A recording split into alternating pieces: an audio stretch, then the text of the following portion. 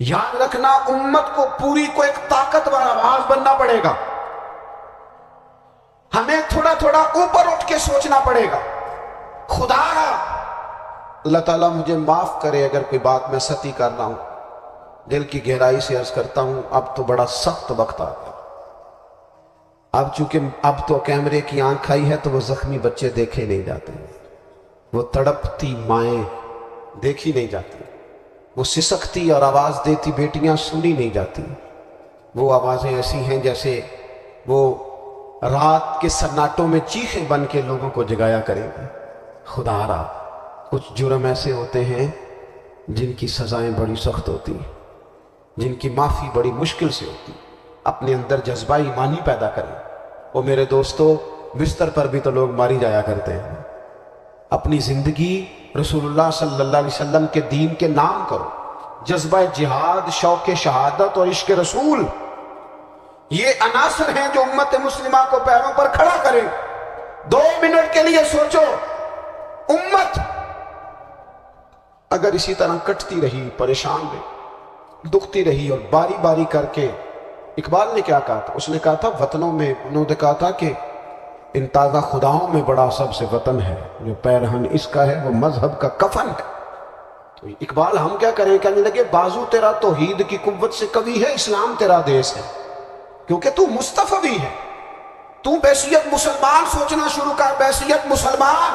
اور یوں تو سید بھی ہو, مرزا بھی ہو, افغان بھی ہو, تم سبھی کچھ ہو, بتاؤ کہ مسلمان بھی ہو. تمہارے اندر کہیں سے کوئی مومن بھی بولتا ہے کہ نہیں؟ علاقائی تعصبات اور ملکی سرحدوں میں قید ہو جانے والوں, تم ایک نبی کی امت ہو.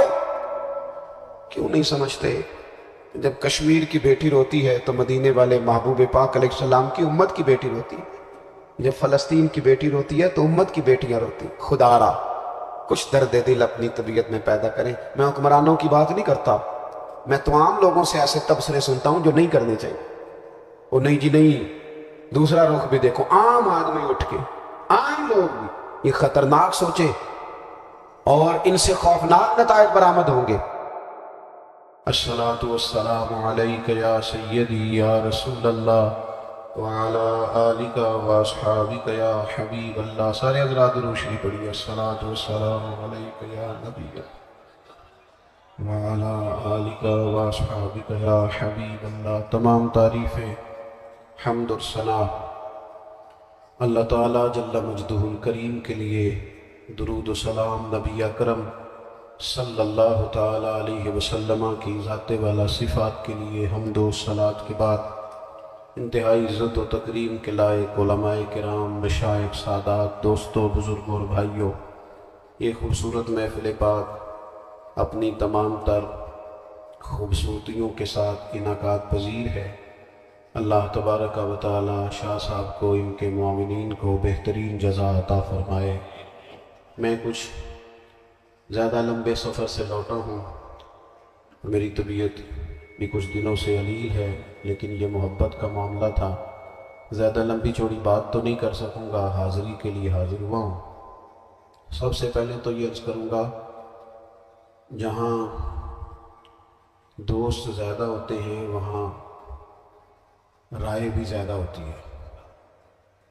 تو وہ یہ ہوتا ہے کہ بعض اوقات مجھے تو بعض محافل میں یہ بھی سمجھ نہیں آتی کہ بیسیکلی کمانڈر ان چیف ہے کون, بات کس کی ماننی. وہ زیادہ مختلف رائے ہونے کی وجہ سے بعض اوقات, لیکن یہ محبت کی بات ہی ہے, پیار کی بات. چیزوں کو اپنے دل پر نہ سوار کیا کرے. جن لوگوں کی منزل ہوتی ہے نا کوئی, بس کریں جی بول کے نہ ٹھیک کرائیں, اب جو بیٹھ سکتا ہے اسے بیٹھنے دیں. یہ جو دوست بول کر دوستوں کو چپ کرا رہے ہیں, یہ مہربانی کریں جی, اب تو عشاء کا وقت قریب ہے, بل چھوڑ دیں دوستوں. عزیز دوستو, جن لوگوں کی منزل ہوتی ہے نا, جو لوگ طے کر لیتے ہیں ہم نے کہیں پہنچنا ہے, تو پھر سفر جب کرتے ہیں نا, ہم طے کرتے ہیں کہ آج مجھے فیصلہ آباد لاہور کسی جگہ جانا ہے, تو پھر رستے میں یہ تھوڑی دیکھا جاتا ہے کہ اسپیڈ بریکر کتنے آئے, یہ تھوڑی دیکھیں گے کہ راہ کے اندر چنچی رکشے, گاڑیاں اور باقی چیزیں کتنی آئیں. سفر کا تعین کریں اور سفر شروع کرتے رہیں. بس میلاد کی محافل میں اور خوبصورت جگہوں میں کوئی تلخی والا بعض اوقات کام ہو بھی جائے تو تلخ ہونا نہیں، لینا مزہ ہی ہے۔ سمجھ میں آئی بات؟ اللہ تعالیٰ آپ کو خوش رکھے، اس کا بھی لطف ہی حاصل کرنا ہے اللہ کے فضل سے۔ دنیا میں پریشان وہ بندہ ہوتا ہے جو ذہنی طور پر، نفسیاتی طور پر الجھ جاتا ہے۔ آپ نے الجھنا نہیں، محبت سے بیٹھنا ہے۔ چند ایک باتیں عرض کرنی ہیں، اس بات میں کوئی شک نہیں، ایک کو ذرا کم کر دیں گے، اس میں کوئی شک نہیں کہ ایمان نام ہے حضور کی محبت کا۔ محبت مصطفیٰ کریم صلی اللہ تعالی علیہ وسلم ایمان کی جان ہے، اور یہ دین اسلام کا بہت بڑا انعام ہے کہ وہ کہتا ہے کہ حضور سے پیار کرو۔ اس لیے کہ جب نبی پاک سے محبت ہو جاتی ہے تو زندگی ویسے ہی آسان ہو جاتی ہے۔ اے عشق تیرے صدقے جلنے سے چھٹے سستے، جو آگ بجھا دے گی اب وہ آگ لگائی ہے۔ کیا ہوتا ہے کہ انسان کے لیے زندگی آسان ہو جاتی ہے۔ میں نے عرض کیا تھا کہ پتہ ہی نہیں چلتا کمانڈر ان چیف کون ہے۔ اللہ آپ کو سلامت، ٹھیک ہو گیا جی، اب آنے دیں دوستوں کو، بیٹھ جائیں جی، آپ لوگ آگے نہ ہو، پیارے بیٹے بیٹھ جاؤ جہاں جگہ نہیں، آپ اس طرح بھاگے دوڑے تو نہ محفل میں آئیں، اس کا ادب کا خیال کریں، آپ تشریف رکھیں، بس بیٹھ جائیں جہاں جگہ مل رہی ہے۔ جو دوڑ کے آ رہے ہیں یہ اطمینان سے آئیں گے تو باوقار لگیں گے۔ اللہ آپ کو سلامت رکھے، برکت دے، ماشاءاللہ، اللہ تعالیٰ آپ کو برکات دے۔ اوہو، اتنا مجمع کنٹرول نہیں ہوتا، کوئی بات نہیں، وہ NG ہوتا ہے۔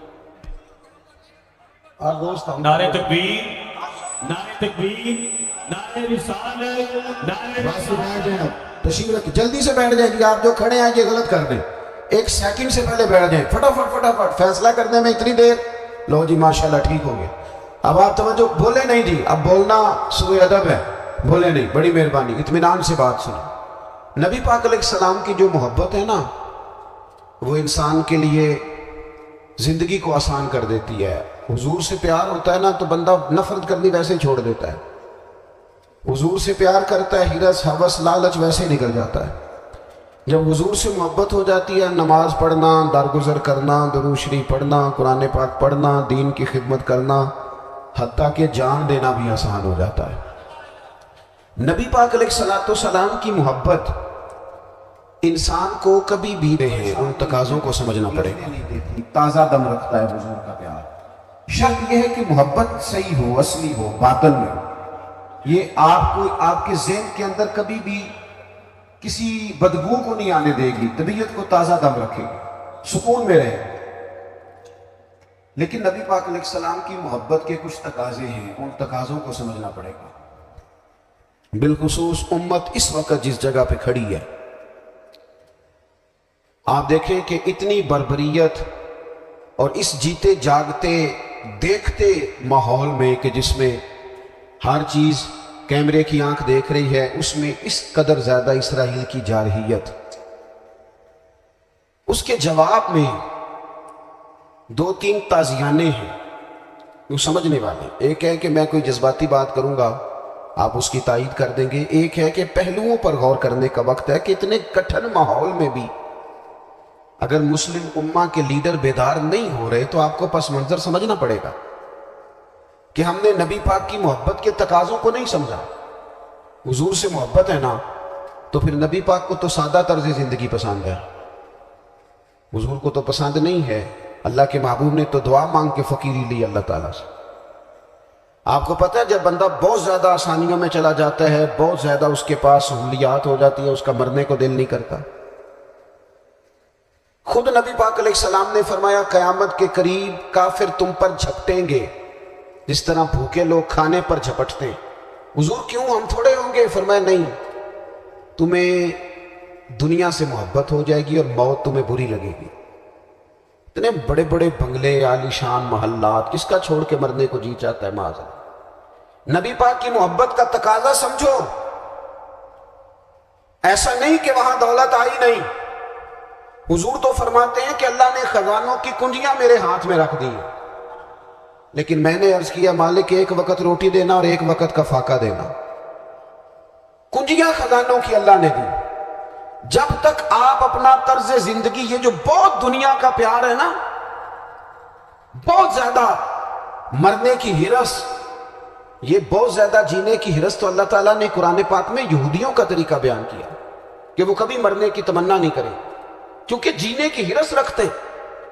نبی پاک علیہ السلام کے غلاموں، طرز زندگی جب تک سادہ نہیں ہوتا اور جب تک یہ دنیا کے جھمیلوں سے کسی کو دولت دے کر پیچھے کر دیا جاتا ہے، کسی کو عہدہ دے کر چپ کرا دیا جاتا ہے، کسی کو اقتدار دے کر چپ کرا دیا جاتا ہے، رسول اللہ صلی اللہ علیہ وسلم کے سچے غلام، انہیں ایک بات کی سمجھ آ گئی تھی کہ ہمیں ہمارے رب نے کہا ہے قل ان کنتم تحبون اللہ فاتبعونی یحببکم اللہ.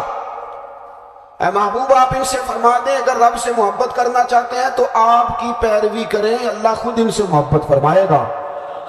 جب رب بھی ان کا ہو جائے گا، جب رب بھی ان کا کی محمد سے وفا تو نے تو ہم، یہ جہاں چیز ہے کیا، یہ لوح و قلم تیرے ہیں، اس کا کیا مطلب ہوا؟ لوح و قلم، قلم لکھتی ہے نا تقدیریں، مقدر فیصلے، تو لوح و قلم تیرے ہیں، اس کا مطلب یہ ہے کہ پھر رب کریم تیرے اوپر فضل کرے گا، اور وہ جن فیصلوں کی امت کو دیانت سے چاہت ہے، اللہ اپنے فضل سے وہ فیصلے فرمائے گا. جب تک زندگی حضور کی غلامی کی طرف نہیں جاتی، وہ اللہ تعالیٰ کی تائید نہیں پاتی.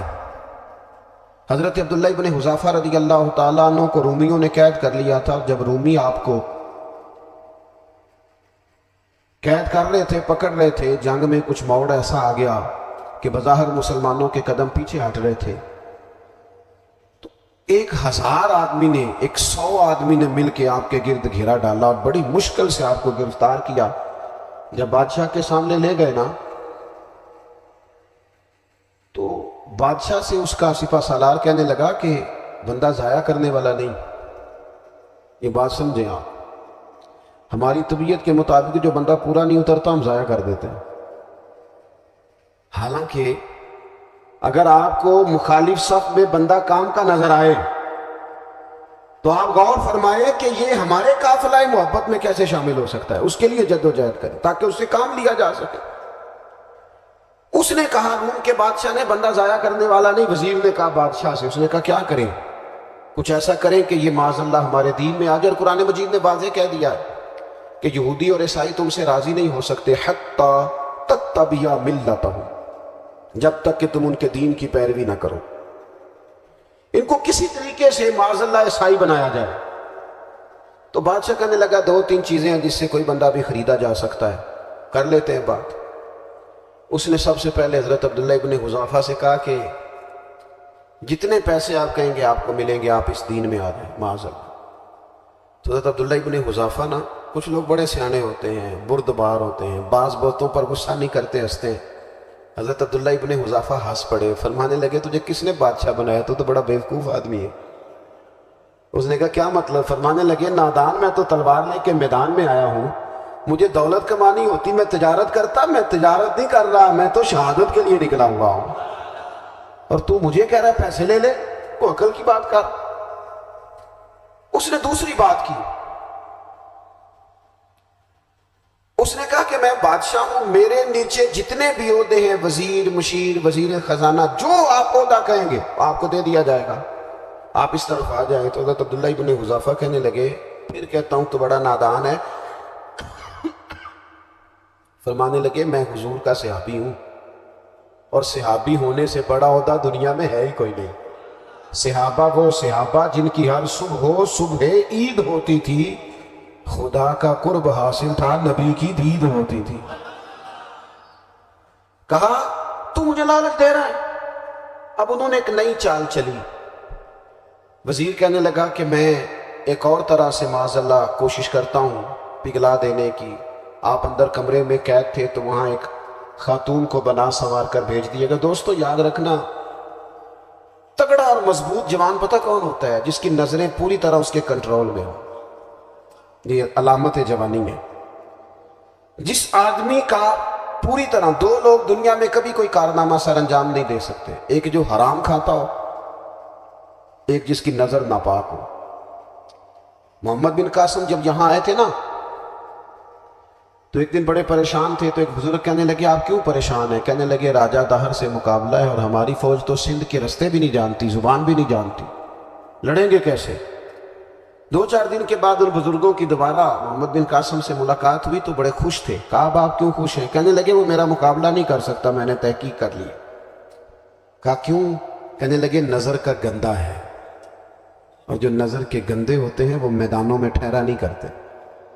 میدان کے لیے نکلنے کے لیے پاک جوانی کی ضرورت ہوتی، تطہیر مزاج ہونا ضروری ہوتا ہے، پاکیزہ افکار اور سچی اور سچی ستھری سوچوں کا ہونا ضروری ہوتا ہے۔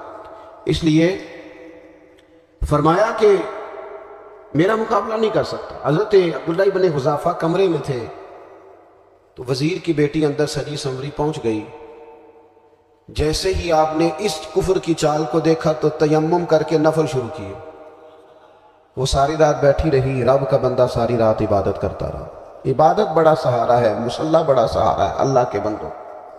صبح دروازہ کھولا، وزیر نے اپنی بچی سے پوچھنا چاہتا تھا رزلٹ کیا نکلا، تو کہنے لگی پیچھے ہٹ جا، اب تیرا میرا تعلق کوئی نہیں، میں نے نبی پاک کا کلمہ پڑھ لیا۔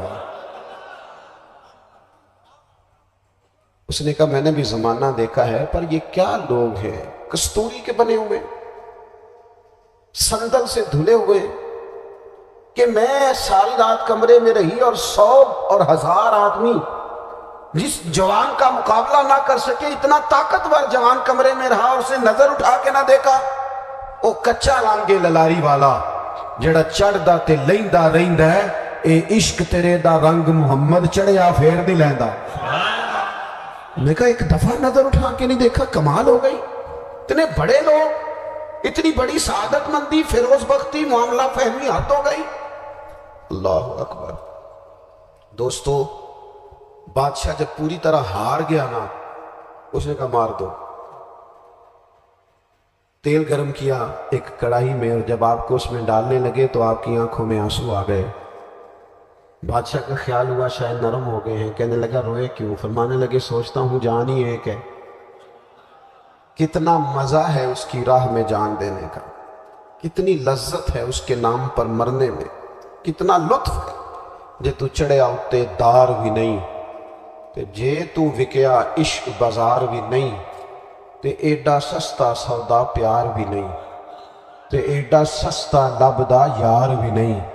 کئی جنگل گانے پیندے نہیں، کئی دوزخ لنگنے پیندے نہیں، جے وہ اس ملوں بھی مل جاوے، ایدو سستا ہور بپار بھی نہیں۔ تے کچھ سمجھ نہ آوے لوکاں نوں وہ کادے نال شہید کرے، ڈٹھی یار دے ہاتھ تلوار بھی نہیں، پر او دا خالی جاندہ وار بھی نہیں۔ کہنے لگے ایک جان ہے نا، تو دل کرتا ہے ہزاروں ہوتی تو ایک ایک کر کے محبوب کے نام پہ قربان کرتا، جب میرے پاس ہے یہ ایک، کروں کیا؟ حضرت عبداللہ ابن حذافہ رضی اللہ تعالیٰ عنہ جب روئے اور بادشاہ نے یہ بات سنی تو بادشاہ اٹھ کے کھڑا ہو گیا، سارے وزیروں مشیروں کو کہنے لگا تم نے کہا تھا نا بندہ ضائع کرنے والا نہیں، یہ بھی ضائع کرنے والا نہیں۔ کہنے لگا میرا ماتھا چومو، تم جیسے لوگوں کو قتل نہیں کرنا چاہیے، آزاد کرنا چاہیے۔ عزیز، اپنی زندگی سے نا یہ بہت زیادہ ہرس، ہوس، طمع، اور یہ کسی بات کی بھی ہو، ہرس صرف پیسوں کی نہیں ہوتی، شہرت کی بھی ہوتی ہے، یہ بیماری انسان کو اقتدار کی بھی ہوتی ہے، تعریف کی بھی بیماری ہوتی ہے، یہ سارے نقص ہوتے ہیں لوگوں، اور معاذ اللہ بعض جبوں کبوں کے اندر بھی ہوتے ہیں، وہاں بھی پنپتے۔ اپنی زندگی جب تک اس سادگی میں نہیں لاؤ گے جو رسول پاک نے عطا فرمائی، جب لوگ آسانیوں میں پوری طرح الجھ گئے تو پھر وہ دور ہوئے اور کفر چڑھ گیا۔ دوسری بات، اللہ کے محبوب صلی اللہ تعالی علیہ وسلم کی محبت ہم سے تقاضا کرتی ہے کہ ہم اس مشن کے لیے کام کریں جس مشن کے لیے رسول پاک نے کام فرمایا۔ ہم سارے کام بڑے مضبوطی سے، سوچ سمجھ کے، تدبر سے، حکمت سے، تقاضوں کو مد نظر رکھتے ہوئے کرتے ہیں سارے کام۔ دین کے کام میں ہمارا مزاج نہیں ہوتا، او ہو جائے گا جی، آپ بسم اللہ پڑھیں جی، شروع کریں جی۔ آپ تقاضوں کو سمجھیں، چیزوں کو دبائیں نہیں، چیزوں پر غور کریں۔ کسی کے ذہن کی سطح پر سوال ابھرتا ہے، اس کا تسلی بخش جواب دیں۔ اپنی زندگی میں دین کے کام کے لیے اپنے آپ کو وقف کرے. اور دین کے کام کے بہت سارے پہلو ہیں. ہزاروں لوگوں کو قرآن پاک ٹھیک پڑھنا نہیں آتا. ہزارہ لوگ ہیں جو قرآن مجید کے مطالب سے آگاہ نہیں ہیں. دین کی بنیادی ضروریات سے لوگ نابلد ہیں. میں آپ کو کس طرح یہ بات سمجھاؤں کہ ہزاروں کی تعداد میں طلاقیں اس لیے ہوتی ہیں کہ مردوں کو طلاق کے مسئلے نہیں آتے. انہیں پتہ نہیں ہے کہ مجھے حقوق زوجین کے معاملے میں کیسے چلنا. ڈھیر سارے گھروں میں تباہی اس لیے ہے کہ تربیت اولاد کا دینی منہج ہمیں نہیں پتا. اپنا حصہ ملائیں دین کے کام میں. ایک آدمی کو اگر تو نمازی کرنے میں کامیاب ہو گیا تیری زندگی بدل گئی. وہ دین بیزار لوگ جو ہمارے بیچ بیٹھ کے ہماری نوجوان نسل کو پگڑی اور داڑھی کا نام لے کے بنیادی طور پر دین سے دور کرتے ہیں، ایسے نوجوانوں کو دین کا پیغام محبت دے کر دین کے قریب کرنا ہماری ڈیوٹیوں کا حصہ ہے. ہمیں ذمہ داری کا احساس کرنا پڑے گا. ہمیں یہ خاص قدم اٹھانا پڑے گا، توجہ دینی پڑے گی. مساجد، مدارس، میں آپ سے عرض کروں اتنی ڈٹ کے مخالفت ہوتی ہے نا مدرسوں کی، اتنی ڈٹ کے. میں ادارہ چلاتا ہوں، اس کے چلانے میں جو مشکلات ہیں وہ تو ہم بتا نہیں سکتے آپ کو، اس لیے کہ میری قوم، میرا اس قوم سے تعلق ہے جو نعت خواں امیر کرنا چاہتی ہے، مدرسے نہیں. نقیب خطیب پیدا کرنا چاہتی ہے، شعر و شاعری کی زندگی کو پروان چڑھانا چاہتی ہے. فقط ہمارا ان لوگوں سے تعلق ہے جو لاکھوں کروڑوں روپیہ محافل پہ لگائیں گے، اور قاری صاحب بیچارے اگر مسجد کا کوئی ہونے والا کام کسی وقت بتا دیں گے تو وہ بڑی مشکل آ جائے گی ان کے لیے. یہ کیسے ہو سکتا ہے؟ آپ نے یہ ڈیوٹی بتا دی. مدارس، اور جتنا اہم رول دین کو پھیلانے میں مدارس اسلامیہ کا ہے، اتنی زبردست. لوگوں کا خیال ہوتا ہے میری طرح کے لوگ شاید کام کرتے ہیں، ڈیوٹی کرتے ہیں. یہ 10-15 لوگ آپ کو نظر آتے ہیں جو آپ کو کہیں میڈیا پر یا ادھر ادھر ڈیوٹی کرتے. مخلص لوگ اپنی جگہ پہ وہ بھی بڑا ہی کام کر رہے ہیں، جو میڈیا پہ آ کے بھی اخلاص سے اور درد دل سے کو دین کی، ان کی بھی کسی بات کی حوصلہ شکنی نہیں. لیکن ہزارہ اساتذہ جو مدارس میں بیٹھ کے پڑھاتے ہیں، جنہوں نے وہ سارے لوگ تیار، آپ سمجھ نہیں سکتے کتنا بڑا کام. حفظ کا استاد جو ہوتا ہے نا، اس کی ڈیوٹی 24 گھنٹے ہوتی ہے فجر سے پہلے، اور اس نے بچوں کو اٹھانا. تنخواہ تو ہم انہیں دینا نہیں نہ چاہتے جی، تنخواہ نہیں دے دی انہوں نے. ابھی مولوی امیر نہ ہو جانا. مولوی نو تے سوٹ بھی 27ویں والی رات دے ہے تاکہ کدھر سوان کے عید والے دن پا نہ لوے، کیونکہ 27ویں تو بعد تے درزی پھڑتا ہی کوئی نہیں. کیوں حضرت ایسے ہی ہے نا، اس وقت تو نہیں نہ لیتا. تو ہم چاہتے ہیں مولوی ہماری مرضی کے ہماری طرح کا سوٹ نہ پہن لیں. مدارس کی مضبوطی آپ یہ دیکھ لیں. یہ صلاح الدین ایوبی کا تعلق بھلا کس چیز سے تھا؟ غوث اعظم کے مدرسے سے. حضور غوث اعظم کے مریدوں کی جماعت اس کے ساتھ شامل تھی. کون لوگ تھے جنہوں نے مدارس سے فیض پایا؟ رازی اور غزالی، حضور غوث اعظم، خواجہ اجمیر، یہ سب لوگ مدارس کے لوگ ہیں. کمزوریاں ہیں، غلطیاں ہیں، بہت ساری چیزوں کی اصلاح کی ضرورت ہے، لیکن یہ دین کا بہت بڑا قلعہ ہوتا ہے مدرسہ. لیکن اس کی مخالفت کی جاتی ہے. مجھے بتائیے اگر مدرسوں میں کمزوریاں ہیں تو کالجوں یونیورسٹیوں میں نہیں ہیں؟ ہم نے کبھی مخالفت کی ہے بند کر دو سارے؟ لیکن لوگوں کا جب خیال آتا ہے، جب ہمارے ایک صاحب کا وزیر صاحب تھے سر راہ، کسی دعوت میں میری ان سے ملاقات ہو گئی تو انہوں نے کہا مدرسوں کا کردار کیا ہے آج کے ماحول میں. میں نے انہیں کہا کہ مختلف کورسز آپ کراتے ہیں نا، تو اس کے لیے پھر مختلف ویکینسیز ہوتی ہیں. جہاں بچوں کو مدرسے کا کورس کرایا جاتا ہے تو استاد بننا ہوتا ہے، اس نے خطیب بننا ہوتا ہے، مسجد کی ڈیوٹی کرنی ہوتی. میں نے کہا بالکل کوئی حکومت سرپرستی نہیں کرتی، لیکن اللہ کا فضل ہے. کبھی آپ نے کوئی مسجد سنی ہے جس میں جمعے والے دن مولوی نہ ملا ہو جمعہ پڑھانے کے لیے؟ کبھی آپ کو رمضان میں ایسی مسجد ملی ہے جس میں قرآن مجید سنانے کے لیے حافظ نہ ملا ہو؟ یہ ہو سکتا ہے کسی حافظ کو مسجد نہ ملے. تو مدارس کے ذمہ جو کام تھا مدارس نے جم کے کیا ہے اور ڈٹ کے کیا اللہ کے فضل سے. اور مدارس کے لوگوں کو بھی کمزور نہیں پڑنا چاہیے. کبھی کسی وزیر، مشیر، مالدار کے روب میں نہیں آنا چاہیے، قطعاً نہیں. کیوں؟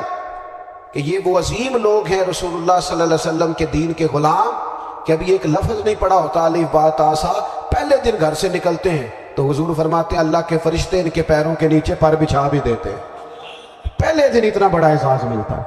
تو حضور کی محبت کا تقاضا ہے دین کا کوئی کام کیا جائے. ایک خاتون مسجد نبوی شریف میں جھاڑو دیتی تھی پر کوئی کام تو کرتی تھی. اور کس مسجد میں؟ جہاں 70,000 فرشتے صبح آتے ہیں 70 شام آتے ہیں. اس مسجد میں وہ خاتون جھاڑو دیتی تھی، بخاری ہے. جب ان کا انتقال ہو گیا صحابہ نے سوچا کہ حضور کو تکلیف ہوگی، بغیر بتائے جنازہ پڑھ دیا. حضور صبح تشریف لائے، تازی قبر دیکھی، اور محبوب وہ ہیں جو فرش پہ کھڑے ہو کے عرش کی خبریں دیتے ہیں. نبی پاک علیہ الصلوۃ والسلام نے فرمایا کہ مجھے اطلاع کیوں نہیں دی اس کے انتقال کی؟ یہ کرم دیکھو، کوئی ڈیوٹی تو کرتی تھی نہ یار، پر خلوص سے، پر پیار سے، پر اللہ کو راضی کر دے گا، پر درد دل سے. اور دین کی ڈیوٹیاں کرنے والے دوستو سنو، حضور صبح آئے، قبر کو دیکھ کر فرمایا مجھے کیوں نہیں بتایا؟ یا رسول اللہ آپ کو تکلیف دینا مناسب نہ جانا. تو قبر پہ کھڑے ہو کے حضور نے فرمایا صف بناؤ، میں دوبارہ جنازہ پڑھاؤں گا. صف بناؤ، میں دوبارہ جنازہ پڑھاؤں گا. کوئی ڈیوٹی تو. تیسرا تقاضا حضور کی محبت کا. سمجھو میں بس بڑی جلدی بات سمیٹنے لگا ہوں. حضور کی امت سے پیار کرو، یہ نبی پاک کی محبت کا تقاضا ہے. حضور اس بندے سے بڑے راضی ہوتے ہیں جو حضور کی امت سے پیار کرتا ہے. آپ کو پتہ ہے حضرت جبریل امین علیہ السلام نے معراج کی رات حضور علیہ السلام سے عرض کی تھی کہ اللہ کی بارگاہ میں عرض کیجئے گا میری بھی ڈیوٹی لگ جائے آپ کی امت کے ساتھ محبت کرنے پر. تو یہ کیوں کہا تھا انہوں نے؟ علماء نے لکھا اس لیے کہا تھا کہ حضرت جبریل بھی جانتے ہیں کہ حضور کی امت سے محبت کی بات کی جائے نا تو نبی پاک راضی ہوتے ہیں. امت سے پیار کرو گے نا، امت سے. ایک صرف بات کا خیال رکھنا، عقیدہ برا ہو تو بات دوسری ہے، ورنہ میرے محبوب کی امت کا ایک ایک شخص جو مدینے والے کا کلمہ پڑھتا ہے، جو حضور کا غلام ہے، اس کے بارے میں اپنے دل میں گنجائش رکھنا، پیار رکھنا، وارفتگی رکھنا. او دوستو یہاں لوگ کس طرح گروہوں کو، جماعتوں کو سپورٹ کرتے ہیں. نبی پاک نے اس امت کی کثرت پر فخر بیان کیا اور حضور فرمانے لگے 120 صفحے جنتیوں کی ہوں گی، قیامت میں 80 صفحے صرف میری امت کی ہوں گی. میں کثرت امت پر فخر کروں گا. ان لوگوں سے پیار کرنا ہے، ان کے دکھ درد کو سمجھنا ہے. پتہ ہے آج کیا ہوتا ہے؟ آج ہمیں نا مختلف چھوٹے چھوٹے ملکوں میں بانٹ دیا گیا، تو ہم کسی دوسرے مسلمان بھائی کا درد نہیں محسوس کرتے. ہم گھروں میں نہیں محسوس کرتے. پڑوسی پر ظلم ہو رہا ہو تو ہم کہنے پتر ساڈا نہیں مسئلہ، یہ دا مسئلہ ہے، تینوں کی لگے. حالانکہ پڑوسی کی آگ اس لیے بھی کسی وقت بجھا دینی چاہیے کہ پڑوسی کی نہ بجھائی جائے تو اپنا گھر بھی زد میں آ جاتا. آج امت مسلمہ سے ہمیں بس لگا دیا گیا اپنے حصے کی روٹی کماؤ، اپنے حصے کی کوٹھی بناؤ، اپنے حصے کی گاڑی خریدو، اپنے حصے کا. امت کا درد، امت کی بات، وحدت امت کا تصور، امت کا دوبارہ سے او شان ارسل رسولہ بالہدی ودین الحق لیظہرہ علی الدین کلہ، وہ تصور کب ہوگا؟ اس وقت ہوگا جب ہم بات امت کی کریں. نبی پاک علیہ السلام نے فرمایا مسلمان کی مثال ایک جسم کی طرح، جسم کے ایک حصے کو تکلیف ہو تو سارا آزمائش میں آ جاتا ہے. مجھے بتاؤ یہ انگلی درد کرتی ہو، یہ انگلی جسم کا حصہ ہے نا، تو میرا خیال ہے دماغ یہ کہہ دے گا کہ انگلی کی درد ہے نا مینوں کی لگے. دل کہہ دے گا کوئی نہیں ٹینشن لینے، انگلی کا مسئلہ ہے نا. ایسا نہیں ہوتا، بلکہ جب انگلی میں درد ہوتی ہے تو دماغ منصوبہ بندی کرتا ہے کہ اس کا علاج کیسے ہو سکتا ہے. دل پریشان ہوتا ہے، پیر چل کے جاتے، ہاتھ وہ دوائی وصول کرتے، دانت اسے چبا کر، حلق اسے نگل کر، معدہ اسے ذخیرہ کر کے جسم میں پھیلاتا ہے. پھر جا کے انگلی شفا پذیر ہوتی ہے. ایک حصے کو درد ہو تو سارا حصہ کام پہ لگ جاتا ہے. اسرائیل اگر تکلیف دے رہا ہے فلسطینیوں کو تو ہونا چاہیے تھا نا بعض مسلمان حکمرانوں کو نیند نہ آتی، وہ درد دل محسوس کرتے. ہونا چاہیے تھا نا کہ بعض لوگ یہاں ہم کیا کرتے ہیں بھلا بیٹھ کے. اب تو مجھے بعض چیزوں سے کوفت بھی ہونے، ہم دیتے ہیں بیان، مذمت. آپ کے بیان دینے سے کیا ہوگا؟ فلانے نے بھی بیان دے دیا، فلانے نے بھی کلپ دے دیا. یہ کیا کر رہے ہیں؟ یہ تو آپ زندہ رہنا چاہتے ہیں. وہ جس طرح آج کل ہمارے ہاں بہت ساری جو کہ جماعتیں ہیں، تو کشمیر ڈے آتا ہے نا تو مل کے ریلی نہیں نکالی جا سکتی، سوال نہیں پیدا ہوتا، کیونکہ ہمیں جماعتوں کو زندہ رکھنا ہے. اس جماعت کی خبر الگ لگنی چاہیے، اس جماعت کی خبر الگ. تو ایسے کوئی انقلاب آئے گا؟ याद रखना, उम्मत को पूरी को एक ताकतवर आवाज बनना पड़ेगा। हमें थोड़ा थोड़ा ऊपर उठ के सोचना पड़ेगा। खुदाया अल्लाह ताला मुझे माफ करे अगर कोई बात मैं सती कर रहा हूं। दिल की गहराई से अर्ज करता हूं, अब तो बड़ा सख्त वक्त आ गया। अब चूंकि अब तो कैमरे की आंख आई है तो वो जख्मी बच्चे देखे नहीं जाते, वो तड़पती माएं देखी नहीं जाती, वो सिसकती और आवाज देती बेटियां सुनी नहीं जाती। वो आवाजें ऐसी हैं जैसे वो रात के सन्नाटों में चीखें बन के लोगों को जगाया करेंगे। खुदारा कुछ जुर्म ऐसे होते हैं जिनकी सजाएं बड़ी सख्त होती हैं, जिनकी माफ़ी बड़ी मुश्किल से होती है। अपने अंदर जज्बा ईमानी पैदा करें। वो मेरे दोस्तों, बिस्तर पर भी तो लोग मारी जाया करते हैं ना।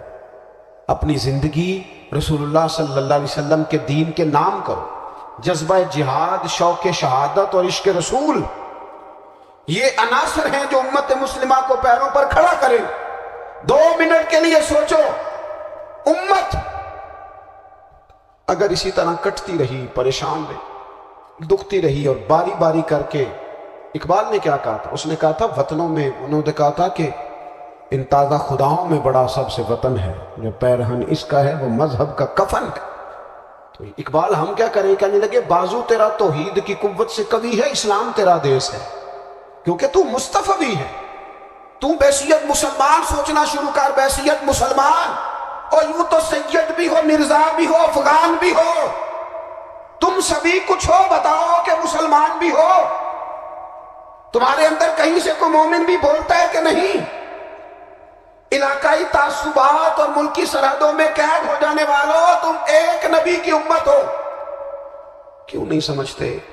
जब कश्मीर की बेटी रोती है तो मदीने वाले महबूब पाक अलैहिस्सलाम की उम्मत की बेटी रोती है। जब फ़लस्तीन की बेटी रोती है तो उम्मत की बेटियां रोती। खुदारा कुछ दर्द दिल अपनी तबीयत में पैदा करें। मैं हुक्मरानों की बात नहीं करता, मैं तो आम लोगों से ऐसे तबसरे सुनता हूं जो नहीं करने चाहिए। वो नहीं जी नहीं, दूसरा रुख भी देखो, आम आदमी उठ के, आम लोग भी ये खतरनाक सोचे और इनसे खौफनाक नतायज बरामद होंगे। तो 3 बातें मैंने आपकी खिदमत में अर्ज की हैं। एक तो कोशिश करें अपनी ज़िंदगी के अंदर कि ज़िंदगी को सादा करें। पैसा ज़रूर कमाएं, लेकिन पैसे से प्यार ना करो, प्यार तो मदीने वाले रसूल से करना। दौलतें, हिरस, हवस, तमा, इनसे बाहर आओ। और दूसरी गुजारिश आपकी खिदमत में ये अर्ज़ की है, कुछ ना कुछ दीन का काम, और उसमें भी शोहरतों से बचते हुए, तस्वीरों से बचते हुए। मैं हर महफिल में शायद कहता हूँ मेरी फ़ोटो आ रही है और लाइव आ रहा है और फलां हो रहा है, लेकिन इस महफिल का खूबसूरत इंसान वो है जो सबसे पीछे बैठा है। वो किसी फोटो के लिए नहीं आया। और मैं ढेर सारे लोग देख रहा हूँ, ये जो आगे बैठ जाते हैं बाद औक़ात 5, 7, 10 लोग, ये बड़ी तस्वीर साजी करते हैं, लेकिन जो पीछे बैठे होते हैं उनकी कोई फोटो नहीं आती। और मैंने बहुत सारे लोगों को देखा है कभी मोबाइल को हाथ भी नहीं लगाते, लेकिन जिनके लिए आए हैं उन्हें तो पता है ना कौन कौन आया है। और कुछ दीन के लिए करें। और तीसरी गुजारिश आपकी खिदमत में ये है कि उम्मत बनकर भी ज़रूर सोचें और उम्मत के दुखों का मदावा भी करें और उम्मत मुस्लिमा का दर्द भी अपने सीने में ज़रूर महसूस करें। अल्लाह ताला हमारी इस बज़्म को। ये एक बात और सुन लेंगी, नबी पाक अलैहिस्सलाम ने इरशाद फरमाया, लाए जी, हुजूर सैयद आलम अलैहिस्सलाम ने इरशाद फरमाया कि जब तक बंदा अल्लाह के बंदों की मदद में रहता है ना, अल्लाह भी उसकी मदद करता रहता है। यानी अगर आप उम्मत के लिए सोचते हैं, कोई उम्मत के लिए फिक्र पैदा करते हैं, कुछ उम्मत की सोचें लाते हैं, तो अल्लाह भी मदद फरमाएगा। और ये बात अच्छी तरह याद रखें, जब भी बंदा कोई ऐसा काम करता है ना जो खालिस अल्लाह की रज़ा के लिए हो, तो रब की मदद ज़रूर आती है। वलक़द नसरकुमुल्लाहु बिबदरिन व अंतुम अज़िल्ला। तो ये काम करेंगे तो अल्लाह की मदद भी आएगी। अल्लाह तौफीक अता फरमाए। वमा अलैना इल्ला मुस्तफ़ा